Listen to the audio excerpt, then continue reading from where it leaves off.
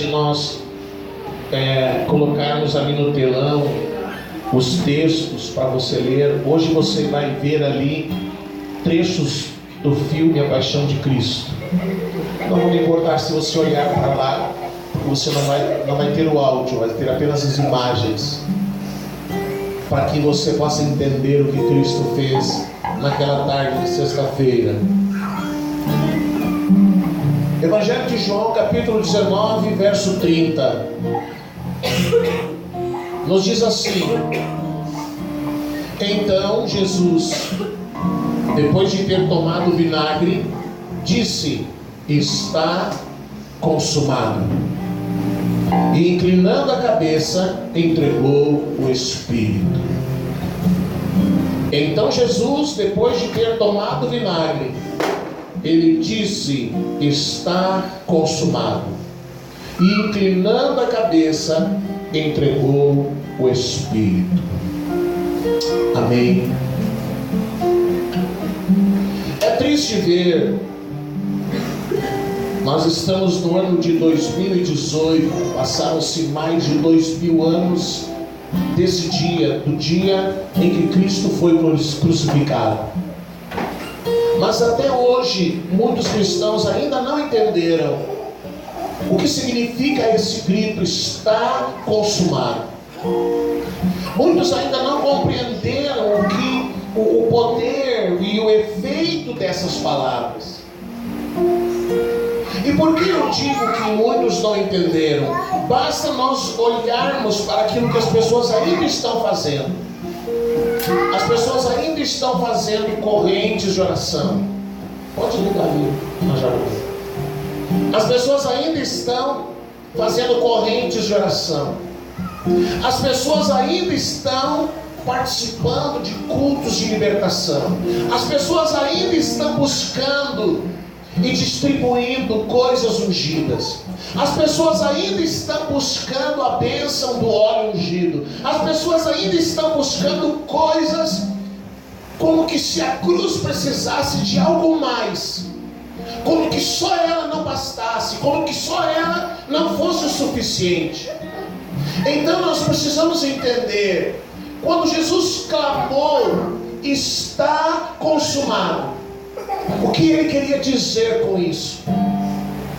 O que ele queria falar com isso? E para nós entendermos essas palavras de Jesus, a verdade, essas duas palavras, está consumado, nós precisamos entender por que ele disse isso.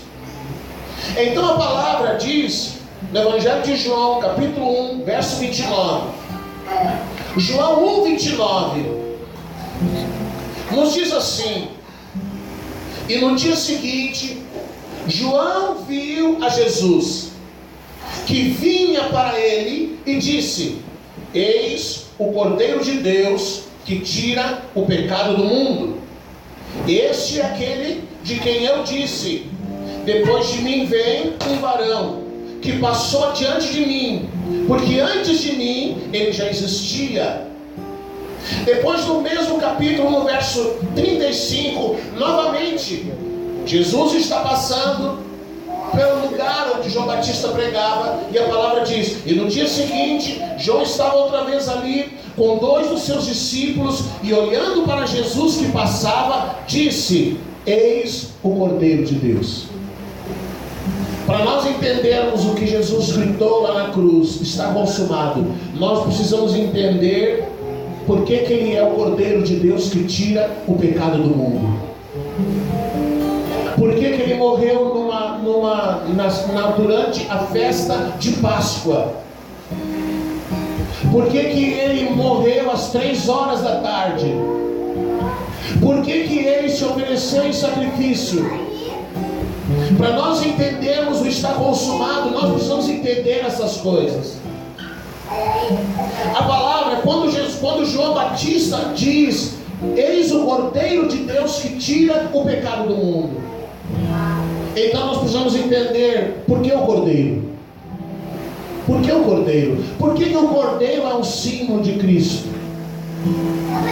Por que o Cordeiro simboliza Cristo? E por que João diz: aqui está o Cordeiro de Deus?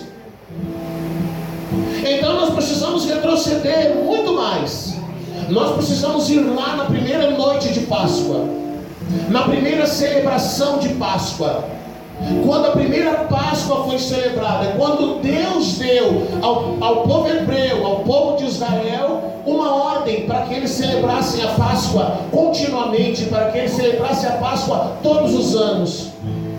Então lá em Êxodo capítulo 12, no capítulo 12, verso 13, diz assim, capítulo 12 de Êxodo, verso 13 e 14: mas o sangue vos será por sinal nas casas em que estiverdes. Vendo eu o sangue, passarei por cima de vós, e não haverá entre vós praga para vos destruir, quando eu ferir a terra do Egito. E esse dia vos será por memorial, ou seja, sempre eles deveriam lembrar desse dia, e celebrá-lo-eis por festa ao Senhor, através das vossas gerações, e celebrareis por estatuto perpétuo. Então Deus disse para eles: hoje vai acontecer um livramento. Hoje o anjo da morte vai passar por cima de onde estiver a marca do sangue. Onde o cordeiro for sacrificado, onde o seu sangue for passado na porta, o anjo da morte não vai entrar nessa casa, ele vai passar por cima. Essa festa é a Páscoa, é o Pechá, passa por cima. Então a palavra, quando João Batista diz: eis o Cordeiro de Deus, João Batista está dizendo: aqui está aquele que será o Cordeiro da Páscoa, o Cordeiro Pascal. Esse é o primeiro Cordeiro, a primeira Páscoa. Deus disse: vocês vão celebrar a Páscoa todos os anos, vocês vão se reunir em família, vocês vão sacrificar o Cordeiro, o sangue do Cordeiro será passado na porta, e vocês vão comer a carne do Cordeiro. Era uma festa que haviam vários ingredientes, mas o elemento principal era o Cordeiro, o sangue do Cordeiro, comer a carne do Cordeiro. Quando João Batista diz: eis o Cordeiro de Deus, ele está dizendo: este aqui vai ocupar o lugar do Cordeiro da Páscoa. Mas havia um outro Cordeiro, porque Cristo, ele não apenas representa o Cordeiro da Páscoa, mas ele também representa um outro Cordeiro que a palavra de Deus fala, um outro Cordeiro que era o Cordeiro do sacrifício. E a palavra diz em Levíticos capítulo 5, no verso 17 ao 19, ela fala deste Cordeiro do sacrifício, o rito da culpa. O rito da culpa. Então diz assim: se alguém pecar fazendo qualquer de todas as coisas que o Senhor ordenou que não fizessem, ainda que não o soubesse, contudo será ele culpado, e levará a sua iniquidade, e como oferta pela culpa do seu pecado, trará ao sacerdote um cordeiro sem defeito do rebanho, conforme a tua avaliação, e o sacerdote fará por ele expiação do erro que involuntariamente houver cometido sem o saber, e ele, ou seja, quem trouxe o cordeiro, será perdoado. É oferta pela culpa. Certamente ele se tornou culpado diante do Senhor. O que era esse rito da culpa? Quando o homem pecava, ele ia ao sacerdote e ele dizia: eu pequei. Então o sacerdote dizia: traga-me um cordeiro e vamos realizar o rito da culpa. Então a pessoa vinha ao sacerdote com o seu cordeiro imaculado, sem defeito. Ele colocava as mãos sobre o cordeiro, e a culpa do seu pecado era transferida para o cordeiro.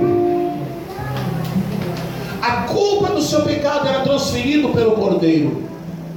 Aquele homem, aquela mulher, aquela pessoa era digno de morte porque pecou. Não é por acaso que Romanos diz: o salário do pecado é a morte.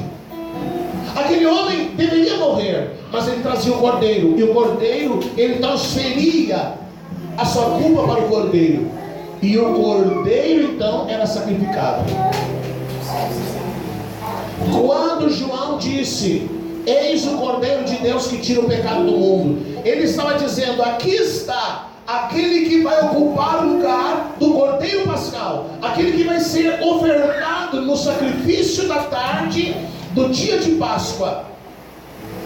Mas aqui está também aquele que vai ocupar o lugar do Cordeiro do sacrifício, e aquele que não tem culpa vai morrer porque merece a morte. Eu merecia, nós merecíamos a morte, nós somos culpados de nossos pecados, ele não. Mas o Cordeiro foi morto para ocupar o nosso lugar. O salário do nosso pecado é a morte. Nós somos culpados de nosso pecado, mas Cristo se apresenta. Existem tantas coisas que nos mostram, que nos sinalizam que Cristo foi o Cordeiro da Páscoa. Você lembra que quando um dia Jesus entrou em Jerusalém e houve uma grande festa, e as pessoas gritavam: Hosana, Hosana, aquele que vem em nome do Senhor, e ele entrou, fez uma entrada triunfal em Jerusalém, e as pessoas jogavam os seus mantos, e ele passou sobre aqueles mantos. Esse dia, nessa época em que Jesus entrou em Jerusalém, era a mesma época, ouça isso, era a mesma época em que as pessoas vinham e traziam o cordeiro para que o sacerdote examinasse. O sacerdote examinava o cordeiro e dizia: esse cordeiro pode ser sacrificado na Páscoa. Então a pessoa levava para casa e guardava esse cordeiro, alimentava esse cordeiro, cevava esse cordeiro para trazê-lo no dia em que devia ser sacrificado. No mesmo dia em que as pessoas traziam os cordeiros para serem mostrados, a palavra diz ali em Levíticos, eles deveriam ser avaliados. O cordeiro deveria ser analisado, ser visto, se havia alguma falha, alguma mancha, alguma doença, algum defeito. Nesse mesmo dia, Jesus entrou em Jerusalém. Jesus entrou em Jerusalém. Ele disse para os discípulos: eu estou ansioso para participar convosco dessa Páscoa. Eu estou ansioso para participar convosco dessa Páscoa, porque ele sabia que aquele ano era a última vez que haveria a necessidade de um cordeiro ser morto. Nunca mais precisaria. Mas a questão é que o cordeiro sacrificado não era suficiente.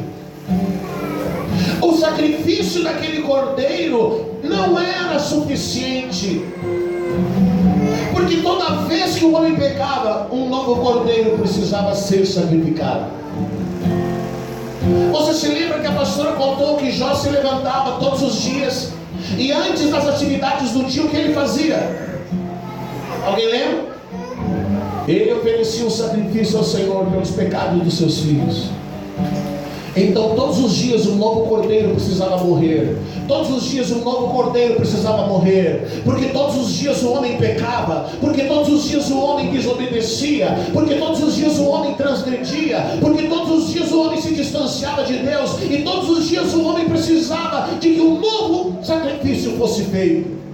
Então o sacrifício do cordeiro, o sacrifício de animais, ele era um sacrifício imperfeito. Deus precisava de um sacrifício perfeito. Então a palavra de Deus diz em Hebreus capítulo 10, verso 10. Hebreus capítulo 10, verso 10. Diz assim: é nessa vontade dele que temos sido santificados pela oferta do corpo de Jesus Cristo, feita uma vez para sempre.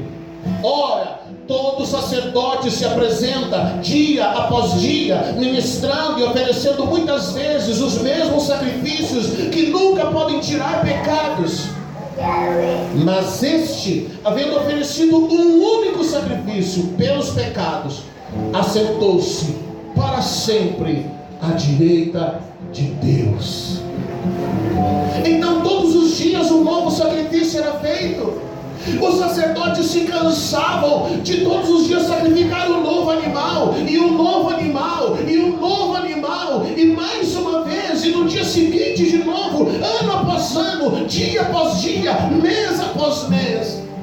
Deus precisava de um sacrifício perfeito, de um sacrifício que fosse perfeito, de um sacrifício que de uma vez por todas pudesse apagar o pecado do homem, que tivesse um poder tão grande que pudesse tirar a culpa desse pecado, que pudesse livrar o homem da condenação. Porque se todos os dias um cordeiro era morto, porque todos os dias o homem seria digno de morrer. Todos os dias nós estaríamos na fila para morrer. Todos os dias nós seríamos mortos. Todos os dias nós morreríamos. Então, para que nós não morrêssemos, todos os dias um novo cordeiro era sacrificado. Todos os dias um novo animal. Todos os dias. Isso se tornou algo tão dispendioso que na época de Jesus, as famílias mais pobres, que não podiam oferecer todos os dias um cordeiro, elas ofereciam 2 pardais e 2 pombas. Porque não havia animal que chegasse para cobrir as culpas e o pecado do homem. O pecado do homem era tão grande. Imagine se fosse hoje. Quantos animais teriam morrido por você nessa semana? Se fosse hoje, se hoje ainda valesse essa lei do sacrifício, quantos animais teriam morrido essa semana por você? Era um sacrifício. Embora a lei sinalizasse que o homem havia pecado, embora a lei sinalizasse que o homem havia transgredido, embora a lei trouxesse ao homem a responsabilidade de se reconciliar, a forma que a lei dizia que nós devíamos nos reconciliar era uma forma imperfeita. Então Deus disse: preciso ter uma forma perfeita, um sacrifício perfeito. Uma única vez, nenhum outro animal vai morrer, ninguém mais vai ser sacrificado. O homem não terá mais a culpa do pecado. O homem será liberto da culpa do pecado. O homem será liberto da condenação do pecado, porque o salário do pecado é a morte. Um sacrifício precisava ser feito, um sacrifício perfeito, um sacrifício que valesse por todos os outros, para que nunca mais o sacerdote precisasse levantar-se pela manhã e a primeira coisa que fazia era oferecer um novo sacrifício. Lá estavam as mesmas pessoas na fila, as mesmas pessoas na fila esperando com o seu cordeiro, as mesmas pessoas esperando com o seu animal para sacrificar, porque o homem pecava. Deus precisava de algo perfeito. Deus precisava de um sacrifício perfeito. Deus precisava de um sacrifício que valesse a pena. Então o que Deus faz? O seu filho veio, Cristo veio. Quando o Mel Gibson fez esse filme, é o mais próximo que nós podemos chegar do que Cristo sofreu por nós, pelo menos até agora. É o que Ele sofreu por nós na cruz. Cada chicotada, cada dor que Ele sentiu, era o que nós devíamos sentir. E nós não suportamos ver. Eu já vi esse filme não sei quantas vezes, e todas as vezes eu me lavo em lágrimas. Então vem Jesus. Ele veio para justamente oferecer um sacrifício perfeito. Então quando ele vem às águas do Rio Jordão, João Batista, o último profeta da antiga aliança, ele olha para Jesus E ele libera aquela palavra violenta: aqui está o Cordeiro de Deus que tira o pecado do mundo. João Batista está dizendo: este é aquele que vai ocupar o lugar do Cordeiro Pascal. É aquele que, quando estiver na vida de um homem, quando estiver na vida de uma pessoa, o mal vai passar por cima. O pechá não será uma festa anual, mas será algo constante na vida daquela pessoa. Quando a morte vier, quando a culpa vier, quando a condenação vier, ela não vai tocar nesse homem. Por isso que a palavra de Deus diz: nenhuma condenação há para os que estão em Cristo Jesus. Por isso que eu digo que as pessoas não entenderam a cruz, porque se elas entendessem a cruz, elas não fariam corrente de oração, elas não tentariam engrossar a cruz com outras coisas, porque a cruz já foi o suficiente. O sacrifício de Jesus já foi perfeito. Quando ele clama, quando ele grita, está consumado, ele está dizendo: tudo o que precisava ser feito foi feito. Tudo, ele preencheu todos os requisitos. Naquele dia, naquela sexta-feira, estava se celebrando a Páscoa. Era o final de semana da Páscoa. E uma das coisas da festa da Páscoa era o sacrifício. Você acha que foi por acaso que Cristo foi crucificado? Foi mandado para a condenação, para morrer às 3 horas da tarde? Não, Deus foi muito perfeito. Porque na hora do sacrifício, enquanto lá no templo eles estavam sacrificando o cordeiro às 3 horas da tarde, Jesus lá na cruz gritou: está consumado. Está pronto. Está feito. Eu não preciso mais que um sacerdote ofereça um sacrifício por mim.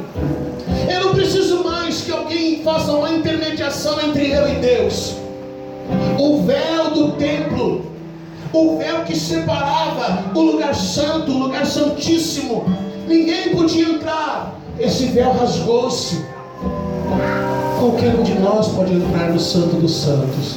Qualquer um de nós pode chegar diante de Deus. Qualquer um de nós pode buscar o seu perdão e a sua misericórdia. Qualquer um de nós pode receber na sua vida os benefícios daquilo que Cristo nos deu lá na cruz, naquela tarde de sexta-feira. Ele nos salvou. Ele nos salvou. E essa salvação, ela preenche, ela engloba, ela junta várias coisas. Primeiro, ele nos salvou da condenação do pecado, porque o salário do pecado é a morte. E ele diz assim: se você crer em mim, aquele que crê em mim passará da morte para a vida. Não há mais condenação. Não há mais nada que o inimigo possa olhar para você e dizer: ah, mas ele fez isso, ah, mas ela pecou, ah, mas ele falhou. Não, Cristo já levou tudo isso na cruz. Os pecados para os quais eu merecia condenação, Ele já me deu perdão. Ele já ofereceu o sacrifício. Eu não preciso fazer penitência. Eu não preciso fazer nada para ganhar essa salvação, porque Ele já me deu na cruz de graça. Ele já se ofereceu para ser o Cordeiro. A palavra diz também que Ele nos salvou das consequências do pecado. Ele nos salvou de uma eternidade longe de Deus. Ele nos salvou das consequências desse pecado. Ele nos salvou do poder do diabo e do inferno.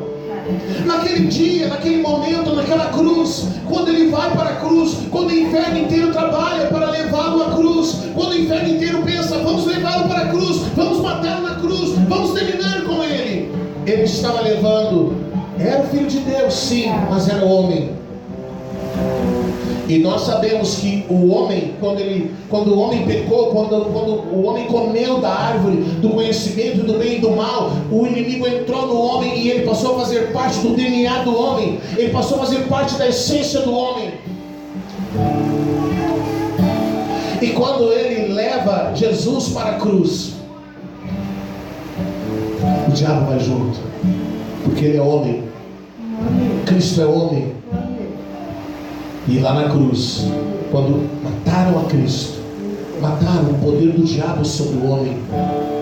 Então eu disse antes, nós não precisamos de um culto de libertação, porque Cristo já fez lá na sexta-feira de tarde o maior culto de libertação que alguém podia ter participado, porque lá na cruz ele venceu todo o poder do diabo, do inferno, das trevas.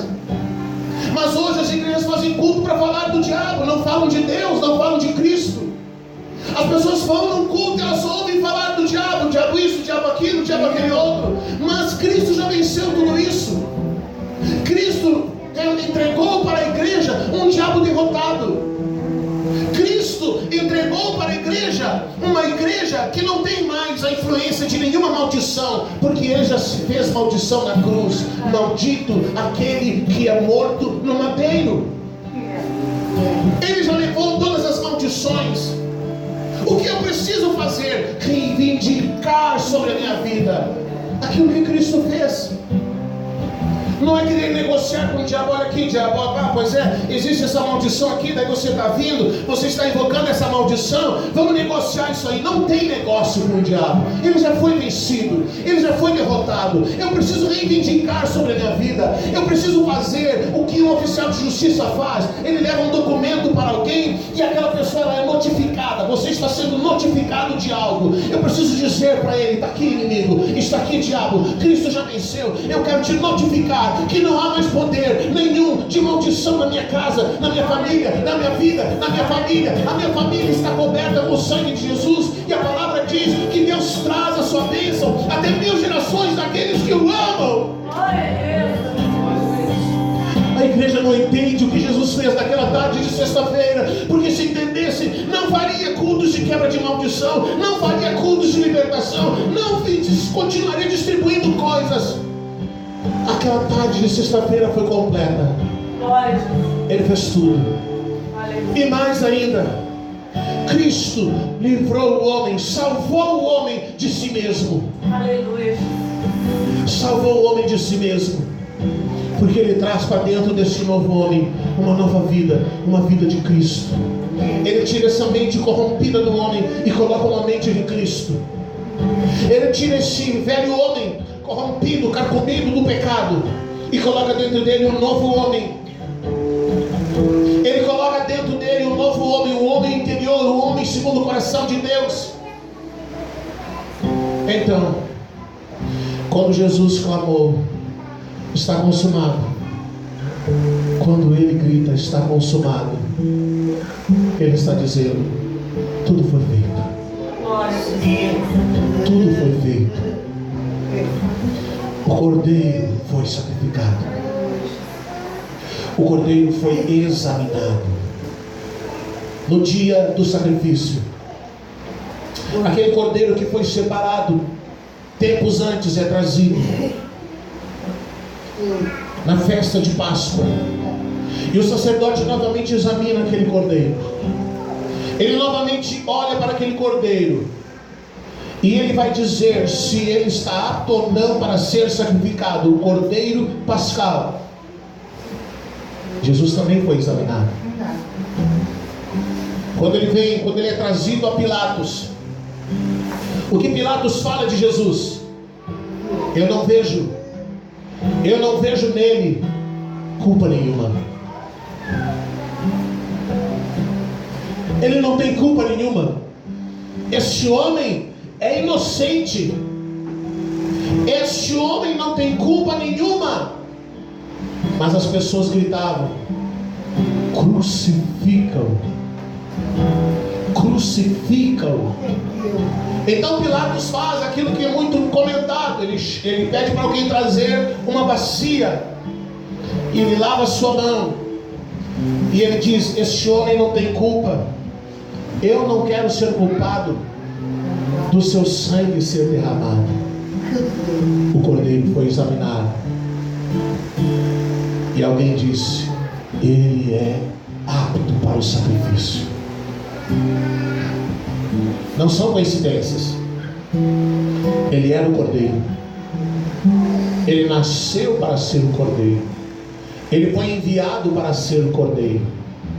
Então naquela tarde de sexta-feira em que ele foi examinado, em que Pilatos disse: ele é inocente, ele não tem culpa alguma, ele não tem pecado algum. Da mesma forma que ele entrou em Jerusalém, as pessoas, e ele chega no dia em que os cordeiros são levados ao sacerdote, agora ele é levado e ele é afirmado que ele é inocente, que ele não tem culpa.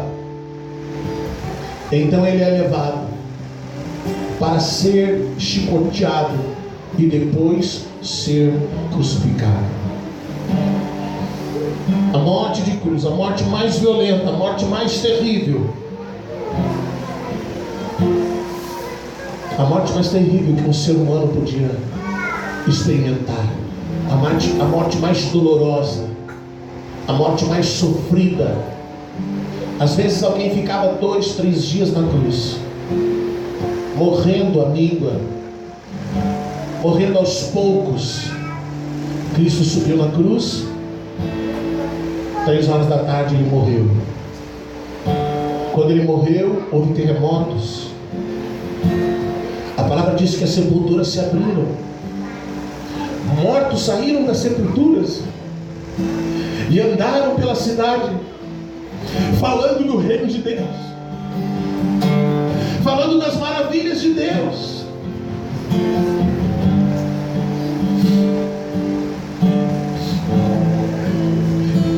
Como houve uma tempestade, houve trevas.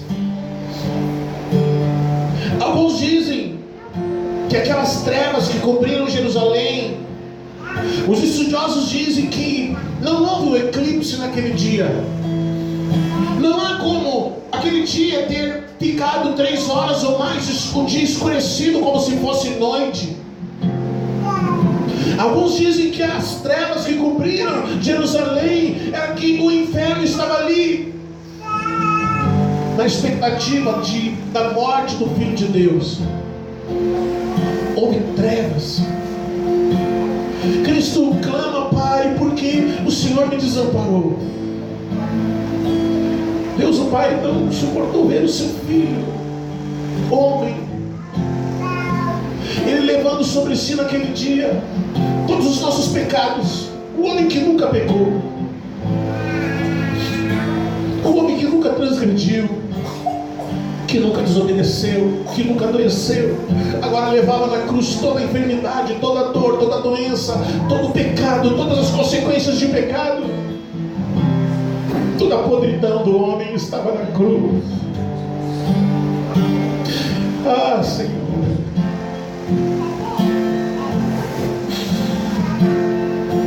Então ele clama: está consumado, está feito, está feito, está pronto. O sacrifício perfeito foi oferecido. O Cordeiro de Deus morreu. O Cordeiro de Deus partiu naquela tarde. 2 homens ao seu lado não haviam morrido, e os soldados, para acelerar a morte daqueles homens, eles usaram algo como uma marreta, algo comprido, que alcançava na altura do seu joelho, e eles quebravam os joelhos daqueles homens, porque alguém ainda poderia se apoiar nos pés, mas sem o apoio dos pés a morte seria mais rápida. Jesus não precisou, ele já tinha morrido, nenhum dos seus ossos foi quebrado. É triste saber que nessa tarde de sexta-feira, hoje, lá em Israel, no monte do templo, eles continuam sacrificando o cordeiro pascal. Não entenderam. É triste saber que hoje muitos cristãos não entenderam a cruz, não compreenderam o que Cristo fez por eles. Se eles entendessem, a sua vida seria diferente. Às vezes tem a impressão que alguém está lutando tanto com o diabo como se ele fosse um ser que tivesse grandes poderes. Ele pode ter algum poder, mas quando a palavra fala de Cristo, ela diz que Cristo é todo poderoso, todo poder está nas suas mãos. Aleluia. Tudo que nós precisamos está nele. Glória. Tudo que nós necessitamos está nele. Na verdade, se nós tivermos ele, nós não necessitamos de mais nada, porque ele é o tudo. Nós cantamos isso agora há pouco. Tu és tudo. Tu és o tudo, ele é o tudo. Então hoje nós estamos aqui para nos lembrar daquela sexta-feira, daquele sacrifício perfeito que ele fez por um único motivo, por nos amar. Não apenas Deus o Pai nos ama, não apenas Deus o Pai nos ama, que a palavra diz, Deus amou o mundo, que deu seu Filho, mas o próprio Cristo, ele se entrega por amor. Ele se entrega por amor. Ele se oferece por amor. Ocupar o nosso lugar na cruz. Então, querido, todos nós que cremos em Cristo, todos nós que recebemos a Jesus, todos nós que abrimos o nosso coração para Ele, nós recebemos em nossa vida cada um dos benefícios da cruz. Cada um deles. Cada um dos benefícios da cruz nos foi dado por Jesus. Amém. Que você possa entender isso. Que você possa compreender isso. A impressão que dá, o grande problema hoje é que as pessoas elas falam da cruz, mas é como se o tempo tivesse parado diante da cruz. Eles chegam até a cruz, eles olham para a cruz, mas eles não passam da cruz. Então as pessoas falam da cruz, Jesus morreu. Eles estão ali como se aquela tarde de sexta-feira nunca tivesse terminado, como se nunca tivesse chegado às 3 horas da tarde e Jesus gritasse, está consumado, porque muitos ainda estão esperando que algo aconteça. Mas ele disse, está consumado. Terminou, acabou, já foi pago o preço. Ele já tomou o teu lugar. Você já está livre. Você já é livre.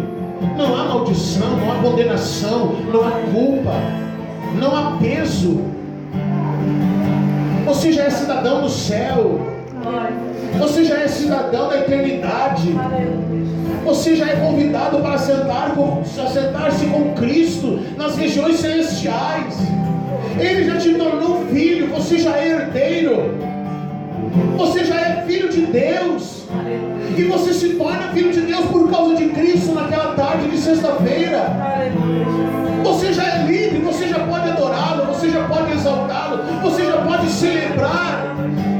Porque do mesmo jeito que lá na Páscoa do Êxodo eles celebraram com tristeza, porque houve morte, houve dor, famílias choraram, famílias sepultaram filhos, porque naquele dia o anjo da morte entrou no Egito.